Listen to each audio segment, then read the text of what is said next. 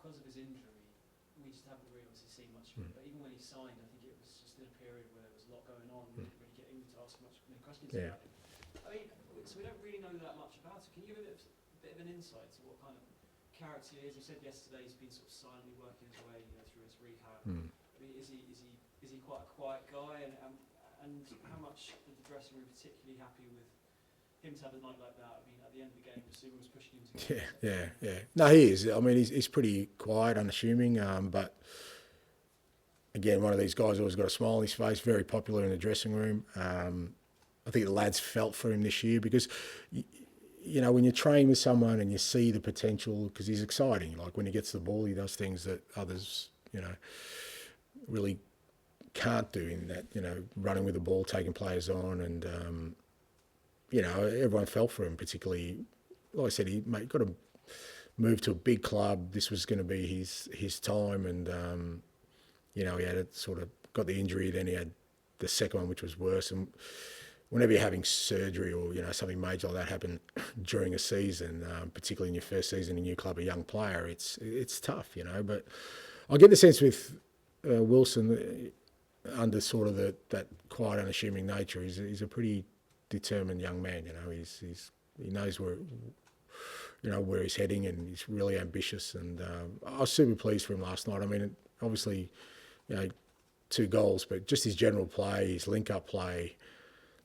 I mean, I know, the goal they scored was a stuff-up, but don't underestimate that he ran close to 70, 80 metres as a winger to intercept that ball. I mean, that doesn't go unnoticed by his teammates. They know that, this guy's working hard for a team. He's not just when we have the ball. When we don't have the ball, he's bought into sort of what we're doing. So, like I said, I think that's what you saw after the game. I think he's hugely popular. He's, very similar to Pape. They're just really nice-natured young men who go with the flow, but also have a inner determination to be the best they can be. And just lastly, yesterday, when you were talking about the significance of the result, you talked about the outside noise, which doesn't bother you, but the players and the club are aware of it. How difficult is it for you as the manager to try and keep it from impacting and influencing the dressing room? Look, it's always a challenge, and the reality is you're never 100% successful because, I'm sure, like I said, young people, particularly today, unless they kind of lock themselves away somewhere, are going to, it's going to infiltrate their world one way or another, whether that's through, social media or interactions they have with others. So, but I've said all along, I've never sensed at any point the playing group splintering or losing belief in what we're doing. I just haven't sensed that, and that's kind of important to me because I've said many times as a manager, particularly through tough situations, it can be a very isolating, sort of existence where you kind of feel like you're the only one sort of in the boat rowing in one direction. But I never got the sense of that with the players. So even last night, like I said, we kind of knew the significance of the night, not from the point of view of anything other than we wanted to progress because we think there's a great opportunity for us in Europe. But if things didn't go well, there would have been, the noise would have been amplified to nth degree. And I think the way the players handled all that last night shows that even if the outside noise is kind of infiltrating, because again, when you're looking at a game like last night and you're 1-0 down, you're thinking, well, if you don't score in the first 15, 20 minutes, how the players going to react? Because there can be a slight panic, but I just felt they handled it really well last night. Even though it was 0-0, they were still in control. We scored one, stayed in control, scored our second, stayed in control.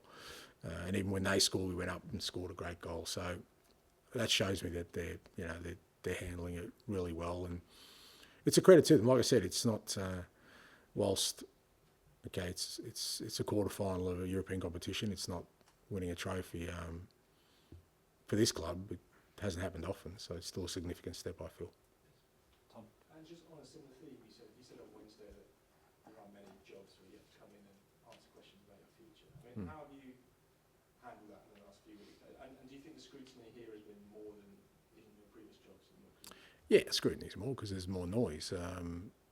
But that doesn't mean it needs to affect you. Look, I've said many, many times that it doesn't concern me because I'm not really sure how people kind of perceive this role and particularly me as a person, that they would think that I would worry about tomorrow if there's a negative outcome. I just don't live my life that way. I don't speak that way. I don't think that way. I don't, my whole career, all I've ever done is just try and, I love what I do. I get up every day, take on the challenge, see what the possibilities are and keep moving. And so, yeah, there's a lot of noise and, I think there's always kind of two sides to that. One is, people there's some critical analysis of what I do. Others just like the story of a manager being under pressure. People get excited by that. Some people really enjoy that process for some bizarre reason, and the more they try and push individuals, whether it's me or anyone else, to that sort of position, then, generates for them whatever sort of satisfaction they get out of it. But doesn't infiltrate my world, mate. Irrespective of what happened last night, I still would have gone home and asked my kids how the concert went. My life goes on, mate. It's not that sort of overwhelming that I, feel the need to block it all out or to kind of react to it. Doesn't bother me. Do you think it's like, I don't know if personal is the right word, but do you think it's more intense because it's you, because of where you come from, and do you get that? If I say, look, if I say that, then people will just kind of see me playing the victim card, and I don't want to do that. But 100% there's an element of that. There's no doubt about that. Let me give you an example, all right? It's only a small career today, so I can share it amongst us. Whatever profession you're a journalist, you're a plumber, you're a policeman, you're a lawyer, you're a doctor. You've been doing that job for 26, 27 years. Irrespective of whatever you do you reckon that person's got a pretty good idea about that job? Would you ever question his knowledge on that job? Would you ever question whether, every decision he makes he's thought about or experienced before? But then you might say, okay, but for 26 years, and if you survive for 26, 27 years, it means you haven't stuffed up too many times. And whatever you do, because if you're a plumber, then everywhere you've gone, if there's leaks, then you're not going to get another job. If you're a doctor and people are dying, then you're unlikely to kick on. So if you're doing it for 26, 27 years, he's got a fair idea about what he's doing. Now but then you might say, yeah, but, maybe he's just a grinder, But then if that person started pretty much on the factory floor of that industry, whatever industry it was, maybe you're a CEO or whatever, and he ends up in the position where the top 1% of his profession get to, then you've got to say, oh, okay, this guy must have something. You don't get to that from the factory floor, from the basement to the top 1% in your field. I'm talking about the level, I'm not talking about expertise. But then you might say, okay, but he's out of his depth now. Okay, well, but if you've taken a club that finished 8th to 5th in your first full year, you go, so when you put all that together and then you hear, like I said, he's out of his depth, he doesn't know what he's doing, he's got no idea, his methods don't work, his philosophy doesn't work. In any other industry, you wouldn't do that. You might be critical of his performance, but you wouldn't do that. But Google my name and get some headlines and just plaster them on a wall. And you would say, I don't think that fits somehow. But it does, because that's kind of where we're at. I guess people would say that the higher up you go in any industry, the more pressure and the more scrutiny there is. That's kind of the reward of... Yeah, correct. Yeah, that's right. But like I said, there's a difference from that. So like I said, there's critical analysis of performance at every level. And like I said, as you get higher, there's bigger things at stake, for sure. But do you always say, like I said, forget football manager, forget me, just any other, would you say, but he's got no idea what he's doing. He's got no plan B. He's stubborn. His methods don't work. Like I said, he's out of his depth. But where does that come from? From people that probably, some weren't even born when I first started managing. I started in 1990, 6, 7. But now, what I do is, like I said, you've got to just accept that's part of the world I'm in, but I accept it. I don't have to sort of react to it. I can just sort of laugh it off because I just think it's ridiculous. And it doesn't change me as a person, okay? It doesn't change anything I do or what I believe or how I continue to go on. Because my career will go on. Everyone realises that whatever happens, my career will go on. So, yeah, that's a long answer, isn't it? Do you still enjoy it? 'Cause I remember you said... I love it, mate. No, but I mean specifically this period, 'cause I remember you said at the start, you actually, your favourite time kind of when you're... Yeah. No, I do. I love it. No, I'm not saying that sort of facetiously. I love the fact that, you know, there's a massive challenge there and people are doubting you and all that sort of stuff. I do love it. But I also think that some of it is just ridiculous beyond its nature of being anything other than just cheap, you know, and like very shallow in terms of, like I said, I'm not talking about critical analysis. I'm not talking about, you know, but, you know, oh jeez, I'm going on now. I got one more story, and then I'll let you go. You know who the greatest nemesis for any manager is? I'll tell you and in today's world, and he's only come to surface probably in the last sort of 5, 6 years, I reckon, or maybe 10 years. Mr. Hindsight. You know, Mr. Hindsight is the guy who, when the outcome's there, the result's already done, he's got all the answers with the greatest of certainty that was so obvious, and he's never wrong. And Mr. Hindsight will go out there every time and profess to be the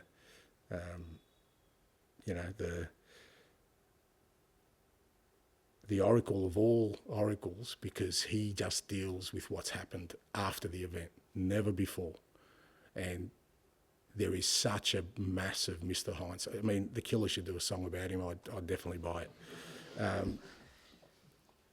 That's the one that just about every manager will go around. Nah, mate, you don't. You want to be critical or you want to have really strong sort of opinions about things. State them before the event. Make them really clear and stand by them when they're wrong, because I guarantee you they'll be just as wrong as any manager is wrong, probably more often. But there aren't many of those. There are some who if they don't do it before the event, after the event, will sort of always put a perspective on their analysis. But I see them, mate, and I hear them after the event. Oh, so obvious. Oh, how did he get that team selection wrong? Oh, That's just the results, isn't it? huh? That's just results. I mean, you say hindsight, but actually it's just outcomes. Yeah, but that's what I'm saying. But it's easy to deal with an outcome. Anyone can deal with an outcome. You don't need to be even understand football. That team won, that team lost. Oh, that team's better, that coach is better, those players are better, that system's better, those selections are better, those decisions are better. They were always going to be better. I could have told you that before the game. You never did, but I could have told you that before. Everything's obvious. So what's the point? So if it's just results, what's the point of having any analysis? All we'll do is, whoever won, you put a column there, you say, everyone write the same piece for that. Whoever lost, put a column there, write everyone the same piece there. These managers are under pressure, these managers are the best. And then flip it in the following week, because the results always go the other way. But anyway, mate, we should have had this offline. I've said too many things that I'm going to regret tomorrow or this afternoon. Yeah. And you face Fulham on Sunday. Yeah. The emergence of teams in recent seasons, but particularly this season, like Fulham, Bournemouth, Nottingham Forest, how much harder has that made Tottenham's ambitions, and how much more competitive has that made the Premier League? Not just Tottenham's, I think the whole league. I think, and it's no coincidence those teams aren't in Europe. I'm telling you, the player attrition rate for teams in Europe is going to catch up with everyone. And whether I know people kind of look at us, but ask any club this year that's in Europe. I've had a big fixture schedule and they've all got problems. Now, sometimes they're not as significant because it depends who they hit. You know, with us, I think they've hit significant players, which meant they've been sort of even more exacerbated. But, you know, I think it's probably affected a lot of clubs that are in Europe this year, their league form. and that's allowed teams, like you said, the very good football teams like Fulham and Bournemouth and Brentford and Brighton, Forest. It's pretty tight up there. Newcastle, all these clubs who, and particularly if they haven't had any sort of lengthy cup run as well, then it's a competitive league. But I don't think that's going to be any different from now on. I think for all clubs, the attrition rate is just going to increase if you're in Europe, and you're going to find more and more clubs, sort of either going up the table or falling down, depending on how healthy they can keep their players. Does that take a little bit of the credence away from the Premier League table and how it looks at the end of the season? If some of these teams have maybe had half as many games as some teams who are in Europe and have had cup runs, does that actually make the gold standard Premier League table 1 to 20 actually a bit less important maybe? No, I wouldn't say that. I still think there's a level of sort of performance you need to have there that, irrespective of kind of, but it does even up the field, I think, from that perspective. Now, obviously Liverpool have done really well to navigate both, for sure. But I think they're the anomaly. So I don't think it takes away from the achievement and I don't think it takes away from the Premier League. But like I said, I think what you've seen this year, I think actually started last year. I think Newcastle were badly affected last year, a couple of other clubs, and this year I think there's been more clubs. I know we've had a big focus, but there's other clubs that have been affected really badly by injury this year, and I don't think that's going to diminish. And it's probably something that at the beginning of the year, clubs that are in Europe, because again we've got 2 extra games in Europe now compared to last year, they're going to have a look at their schedules and look at their squads and say, well, okay, you still got 2 cups you have to compete in as well, Carabao, FA Cup. You've got the numbers are cranking up. Players are having less time off in between seasons. I think there's some test cases. Will probably be one of them that clubs will look at and say, well, okay, how are we going to navigate all this so we don't fall into the same sort of position? Thanks, guys. Apologies. Rambling on.